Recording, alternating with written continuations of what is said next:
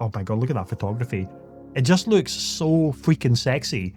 Shot in dark with some spotlighting around it, just to show off those curves. Oh my goodness, it's like a catalog model. Hello friends and welcome back to the channel Ross Coffee Games. I'm Ross, and before we kick off with our next book video, I wanted to give you a little bit of a hint and talk a little bit about the particular games console that this book is really focused on. In my humble opinion, I believe it is the best looking games console possibly of all time, and it is not the Sega Dreamcast, although that one also holds a very special place in my heart, not just for the games and what it represented in gaming at the time, but the actual aesthetics of the hardware. This video is all about the Nintendo 64. This unit here, I think anyway, is the best looking console that we've maybe ever had. As much as I love the PlayStation 2 and even the Nintendo GameCube, I think that just the curvature of the N64 is the winner for me. I absolutely adore it. And it was so mind-blowing back in 1996 when Super Mario 64 came out and really showed us the true realization and potential of what 3D graphics and transposing traditionally 2D games into the 3D environment could actually do for gameplay and the vision of the future of gaming. And of course that was just cemented even further for when we eventually got Ocarina of Time, then Majora's Mask, games like Banjo-Kazooie as well, I absolutely adore. Even to this day, I am lamenting the loss of a Banjo-Kazooie 3D platformer. But anyway, it holds such a special place in my heart. Even the controller, look how absolutely bonkers and ludicrous this was. Back before we knew about things like rumble features, this actually came, or would eventually have an adapter to add a rumble feature. No dual analog sticks back in this day. It was a D-pad and then this kind of central C-stick. What the heck? How do you even use this? But anyway, games like GoldenEye 64 showed us exactly what FPS games on a console could actually be, and my goodness, I spent so many late nights with my friends, 4-player, slappers only deathmatch, all throughout the night on a giant, I say giant, it would have been a 25-inch CRT at the time, with a little corner of the screen dedicated to the multiplayer. Oh, great times, such great times. But anyway, I digress. This book video is going to be a fantastic one, I think, because this was a present I got for my Christmas and it's still in the wrapper. This is another one from Bitmap Books. You guys know I adore Bitmap Books and what they actually do for the video games industry in terms of their output, their production, just do gorgeous books. So as you can see here, this is an unofficial N64 Visual Compendium by Bitmap Books. And just to read you a little bit of the background here, the text on the back here, this is what it says. The end of the 16-bit gaming era left Nintendo in a position of strength that would be the envy of any game maker. The SNES, or Super Famicom if you lived in Japan, was an inarguable hit, selling countless consoles and games all over the world. With the dawn of 3D, however, Nintendo would be challenged by new competitors, new technologies, and a changing landscape that would define the company's course for decades to follow. First released in 1996, the Nintendo 64 became home to a slew of revolutionary classics that are still influential today. At the same time, questionable decisions behind the scenes and unfortunate hardware constraints would leave Nintendo struggling in ways it had never experienced before.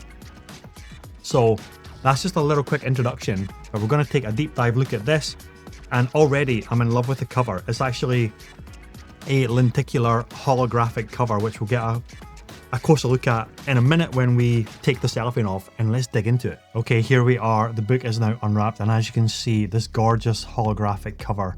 If we can actually hold that up and I just rotate it, you can actually see the characters animating a little bit in that holographic style, which is pretty awesome. We've got GoldenEye on the corner there, if I just move my finger.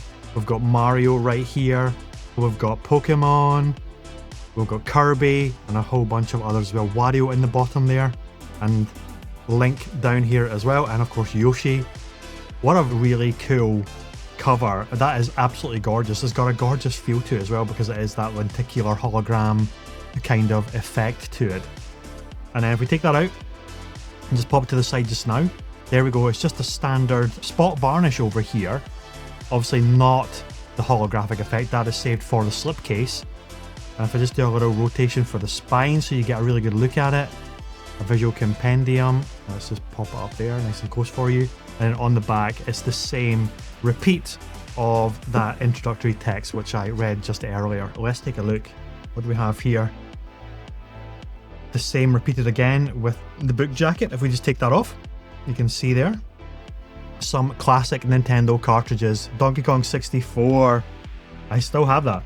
Speaking of cartridges, I still have my GoldenEye cartridge and my Super Mario 64 cartridge, still in fantastic condition. I actually keep them in little sandwich bags to make sure that they are always kept pristine. These are 30 years old now, which is crazy to think about that. So getting back to the book, here we have a list of the contributing authors, which is quite fascinating.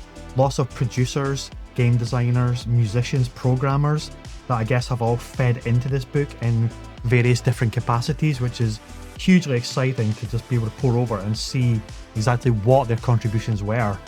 And then we actually have the full contents list here. Let's see if we can zoom in a little bit closer and you can get a really good look at pretty much, I don't want to say all of the games that came out on the N64, but as you can see, a significant chunk all in alphabetical order here, all the way from 1080 snowboarding right down to, where the heck are we? Yoshi's Story for Y, and then obviously the alphabetical list. Turok, Shadow Man up there, Ridge Racer 64, Resident Evil, Mario Party games, the Zelda games there. Is that not beautiful? Let's just go full screen for a little bit. We punch in again. Look at that. You've got the story of the N64 along with this really beautiful key art of the Rumble Pak right there, the controller itself, the console, cartridges, and obviously power cables and things like that as well. Pretty awesome. Really pretty awesome. And then it's just filled with this photography, this imagery, which is absolutely beautiful. It gets me so excited and filled with happiness and nostalgia whenever I think about the N64. It's one of those special consoles where on my previous video I gushed about my adoration for Sega, the Sega Mega Drive, but when I had an N64 I was fortunate enough to be able to jump at times between having a Sega console and having a Nintendo console, and I was very fortunate enough to have a N64, and I managed to eventually get Super Mario 64 and eventually managed to get Ocarina of Time, and those games were just mind-blowing. And I had those consoles for such a long time. I never had a PS1 and definitely never had a PS2. And I think I really kept my N64 for like a huge amount of time until the Xbox came out. And I would eventually, much later in life, get myself a GameCube and then get a PlayStation 1. But the N64 was probably the console that I actually had for the longest period of time in my life. But oh my god, look at that photography. It just looks so freaking sexy. Shot in dark with some spotlighting around it, just to show off those curves. Oh my goodness, it's like a catalog model. Hey Mario! That is the launch screen there of Super Mario 64. Pilot Wing 64 was another absolute banger of a game. Mortal Kombat trilogy made it to the N64. I don't know if they were particularly good iterations, to be fair, but hey, they were there. Mortal Kombat was out on everything at the time, wasn't it? Killer Instinct Gold. Now there was a bona fide classic there. Look at the thickness of this book here. If we just flick through, you can see just the density of all of the games that are mentioned and featured. across this gargantuan book. It's not, physically it's not a very big book, but it's a very thick book, and that is pretty awesome because it's just stuffed with content. But Killer Instinct Gold, again, that was, I think, my first iteration, my first experience of Killer Instinct. I know it came out on the SNES, but I am pretty sure I didn't have it then. I remember in the arcade vividly, the combo breaker! That was so loud and so prevalent whenever you were in an arcade as a child. But I don't think I ever had it on the SNES. My first experience of it, I think, on a home console anyway, was on the N64, and my gosh, what a game it was to see it on the N64. What else have we got here? Cruis'n USA! Oh my goodness, this is another arcade classic right there. And of course, who can forget Star Wars Shadows of the Empire, Mario Kart 64, one of the all-timer iterations of Mario Kart. What a phenomenal game. Yep. GoldenEye, the game that changed the game, is GoldenEye 64. I remember this so well. I need to somehow get this N64 console hooked up with an HDMI converter or something so I can plug it in, because I've still got 4 controllers and I've still got the cartridges, as you saw. Still got the console, so it would be wonderful to have a boys' night of just reminiscing of GoldenEye 007. There's something about those original 3-pronged controllers that is very special about playing GoldenEye on an N64. Turok Dinosaur Hunter as well, oh my goodness. That is a game that was, again, just raising the bar for 3D graphics, I remember at the time. And the fog, remember the limitations and draw distances back then? The epic fog that was constant within that game was hilarious.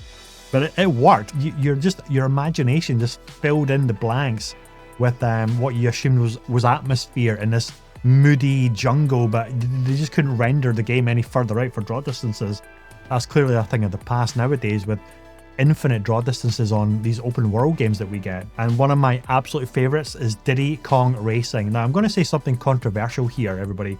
I firmly believe that Diddy Kong Racing is the best kart racing game out there. I know there's a lot of Sonic Team Racing stands out there, and I know Mario Kart in all of its iterations, Mario Kart 8 Deluxe of course on the Switch did record numbers for that console, but for me, I always preferred Diddy Kong Racing. And I don't know if it was a combination of the different aircraft. You had hovercraft, you had airplanes, you had the go-karts as well, but then you also had this overworld that you had to get the stars. I think it was stars or it was something else that you had to collect, and then you'd unlock the doors. Like the overworld model or structure of Super Mario 64, but in a kart game setting. And I think that's why, for me, it excelled over Mario Kart 64. But please let me know in the comments if you feel the same, or if you have another kart racer which you think absolutely destroys it. I know Crash Team Racing gets a lot of love as well, but Diddy Kong Racing was my GOAT back in the day. Donkey Kong 64, again, that was taking the expertise of Rare, yep, and they had already done Banjo-Kazooie and Diddy Kong Racing, and then they came out with the 3D iteration of Donkey Kong, and we got Donkey Kong 64, again another absolute bona fide classic. Rare were honestly the peak developer of the 90s. What they did for Nintendo was just incredible. You gotta remember, they had fully mastered the first-person shooter with GoldenEye. Then they showed that they could master the kart racer and master the 3D platformer with Banjo-Kazooie. And then Donkey Kong as well. Resident Evil 2. My god. I would pick up this much later in life when I managed to find a PlayStation 1 on eBay, and I bought Resident Evil 2 disc on that console and absolutely loved that as well. Oh, one of the finest looking consoles ever made is the translucent ones. Look at that. Is that not absolutely gorgeous? Of course, now we have special edition consoles, special edition controllers with this see-through translucent effect quite often. I know the Xbox Series X have just done their green version, which looked really fantastic as well. But I remember the original Xbox with the translucent green. It was for a Halo version. and I actually had the crystal one of the original Xbox, but I never had one of these awesome looking translucent N64s, and I have to admit, oh my god, they must go for an absolute fortune on eBay, but that is absolutely stunning. What a catalogue of games that the N64 had. Seriously, absolute banger after banger. Anyway folks, that has been a deep look at the Unofficial N64, a Visual Compendium book by Bitmap Books. I urge you to check it out if you are at all interested in retro games or just really high quality video game books or publications. This is yet another excellent one to have in the collection, and I'm so happy that it's in my collection. Again, every video I do about books, you may find out that I'm constantly just overjoyed and really happy about it. And that's because I don't buy books I'm not interested in. I buy books that will get me hugely excited and just have that amazing nostalgia factor as well. And this is no different. It's another absolute banger. Let me know in the comments if you were an N64 kid, or if you're just interested in gaming history or things like that. Put anything you want in the comments and let's have a really good chat about it. But yeah, this was peak Nintendo back in the day, and it holds a very special place in my heart. Thanks for watching. Take care. I'll catch you on the next one.